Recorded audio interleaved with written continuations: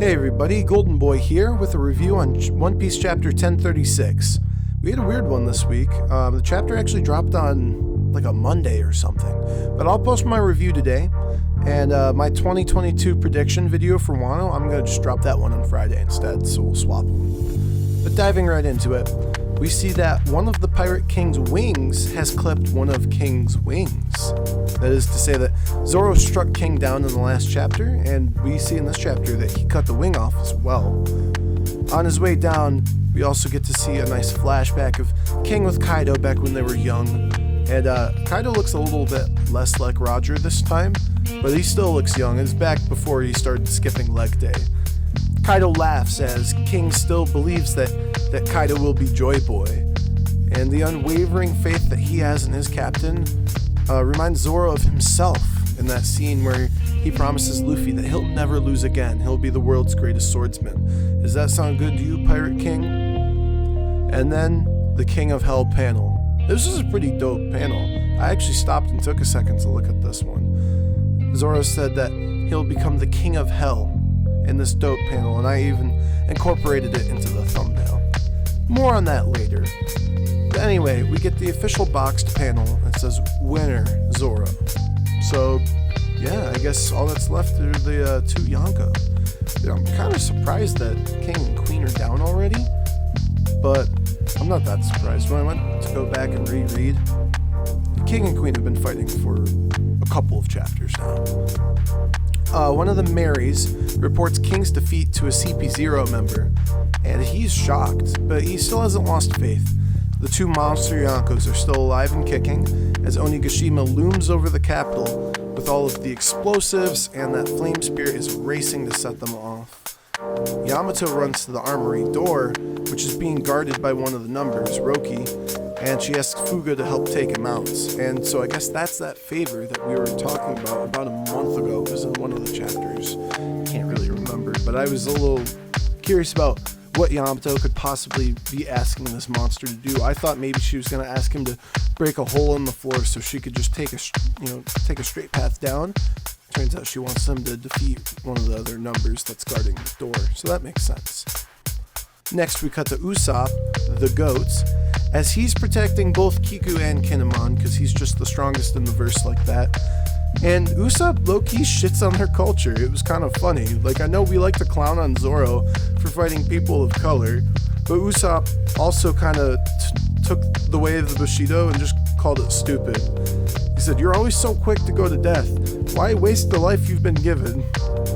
Do you think it's dumb?" And then, so he's sitting there and he's getting overwhelmed, and all of a sudden Izo hops in to help. And he inspired the samurai's belief in Luffy as Usopp and the gang escape on a smile. Then we have, I hate saying his name, Fukurukuju and Raizo. And they're in their burning room, and they both have some sort of paralysis jutsu on. And honestly, this is better than what I was expecting. They've been fighting for a really long time. Everyone's always wondering, why did Oda keep Raizo's fight in for this long? Did he forget? No, not really. Oda left them fighting for a reason, but I wasn't sure why at first. It's becoming more clear to me now that this is going to be more of like a symbolic fight. It's the symbol of the undying belief in Odin, and therefore Luffy. Raizo is going to be burned alive. The fire is coming towards him first. They're both paralyzed, but the fire is on Raizo's side. However, he's not going to waver in his faith, though. He said they're Odin's scabbards. They were already burned alive. What's a little fire going to do to him? So he's not going to waver in his faith, and he'll win against Fukurukujo despite being burned alive, just like how Odin was boiled alive. Moving on, we have a big tour of Onigashima here too. We see a little bit of everybody. Hiyori is still keeping Orochi occupied, and surprise, surprise, asshat Apu, he ran away from the battle. He left Drake and one of the numbers to die at the hands of CP0. But on the snail, the CP0 get word that they need to get off the island quickly. So maybe they're not going to catch up to Robin in time anyway. I'm wondering if they're trying to pull the plug on that mission. I don't know. Or, who knows, maybe the island's even being attacked by like a battleship. CP0 boss may have pulled the plug and just called a buster call instead on the floating island. Who knows? So that could be interesting. But finally, we get that line, humans can't push themselves forever. Surely they've reached their limit. Which is interesting, because we know that Kaido is not a human. He is, in fact, an Oni, an ogre. So maybe this is like a hint that Luffy's going to be awakening soon. They can't push themselves forever. Surely they've reached their limits. I'm not really sure, but we end the chapter with Luffy and Kaido smiling, having fun. So it's a pretty good chapter. It felt more like a setup chapter, but I liked it anyway. I like all the chapters. I'm going to have to give the MVP to Screw It, Usopp, and Izo. They were both being pretty clutch. I haven't seen them do much in a while. I don't know how many Usopp MVPs we're going to get anyway, so I just want to get the boy Usopp up on the board. If you can't tell, I had this entire past 2 months, I've been like a huge Sanji stan. I had like a mini Zoro phase too during that Conqueror's Haki phase. But I'm really starting to feel Usopp now. Ever since I made that video with Usopp being the god of lightning and everything, I'm really, just whenever Usopp's on the screen, I'm paying attention. So, now for my favorite part, the best part, the Tinfoil Corner. So what do I want to discuss and speculate on today? Well, I have 3 things, as usual. First one is regarding that flashback with Kaido and King. JoyBoy is the man that will make the world the Lunarians wanted. Which is is that really a tinfoil hat theory? I don't know. King even says, legends are legends, which begs the question, what legend did King hear that led him to believe that Kaido's JoyBoy? JoyBoy said, even I think Kaido's JoyBoy. Kaido said, King, you really think I'll still be JoyBoy? Is this the world that you want? Am I making the world that you want? So that means, at least in my head, that JoyBoy is the man that will make the world that the Lunarians wanted. That's when King says legends are legends. What legend is he talking about? He says, just keep being the strongest. I'll make sure to never lose until you're king of the pirates. What's the correlation between being Pirate King and being JoyBoy? Many fans speculate that One Piece, or the goal of JoyBoy, is to bring about world peace. And when people ask me what I think the One Piece is, my go-to answer is always world peace.